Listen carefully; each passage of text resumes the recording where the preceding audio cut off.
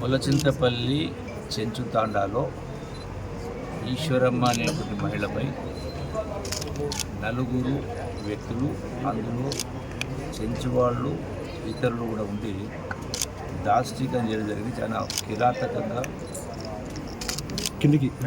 భయంకరమైనటువంటి అంటే ఆటవిక దశలో జరిగినట్టుగా దుర్మార్గంగా ప్రవర్తించారు. ఆ రోజున నా దృష్టికి రాగానే మరుక్షణమే ఎస్పీ, డిఎస్పీ, సిఐ, ఎస్ఐతో నలుగురితో మాట్లాడి ఎవరైతే ఈ యొక్క దాడికి, ఆ మహిళపై దాడికి పాల్పడినటువంటి వాళ్ళను నలుగురిపైన కేసు పెట్టేసి వాళ్ళని జైలు పంపడం జరిగింది. అంటే కళంకం, మానవాళ్ళకే కళంకం, చాలా జరుగుతూ ఉంది. దుర్మార్గం. వాళ్లకు 100% శిక్ష పడేటువంటి కార్యక్రమం జరుగుతుంది. రెండవది, ఆ యొక్క ఈశ్వరమ్మ కుటుంబానికి ఇంకొకరి దగ్గర పని చేయాల్సిన పరిస్థితి రాకుండా ఆల్రెడీ వాళ్ళకు ఒక 2 ఎకరాల భూమి ఉంది. దానికి తోడుగా ఇంకొంత ప్రభుత్వం తరఫున ప్రభుత్వ భూమిని వాళ్ళకి ఇచ్చే కార్యక్రమం చేసి ప్రభుత్వం తరఫున 2 లక్షల రూపాయలు ఆర్థిక సహకారం చెల్లించే కార్యక్రమం చేసి వాళ్ళ పిల్లలు 3 ఆడపిల్లలు, ఆ 3 పిల్లలకు కూడా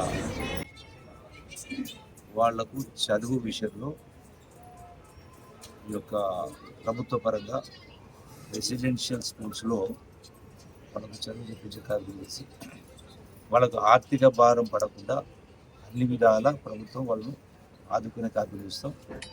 వాళ్ళ కాళ్ళపైన వాళ్ళు నిలబడే విధంగా ఎవరి కాళ్ళు పట్టుకోవాల్సిన అవసరం లేకుండా స్వశక్తితోటి పైకి వచ్చే విధంగా అన్ని విధాల సహాయం ప్రభుత్వ పరంగా చేస్తాం. వ్యక్తిగతంగా కూడా మంచి సహాయం చేసే కార్యక్రమం చేస్తాం. అన్ని విధాలు ఆలోచన కార్యక్రమం చేస్తాం. ఇటువంటి దారుణాలు ఎక్కడ జరిగినా, ఎక్కడ జరిగినా ఖచ్చితంగా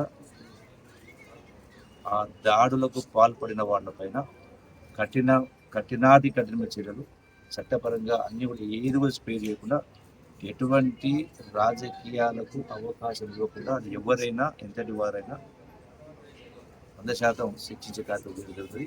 ఇందులో ఎవరిని కూడా ఉపేక్షించేటువంటి సమస్య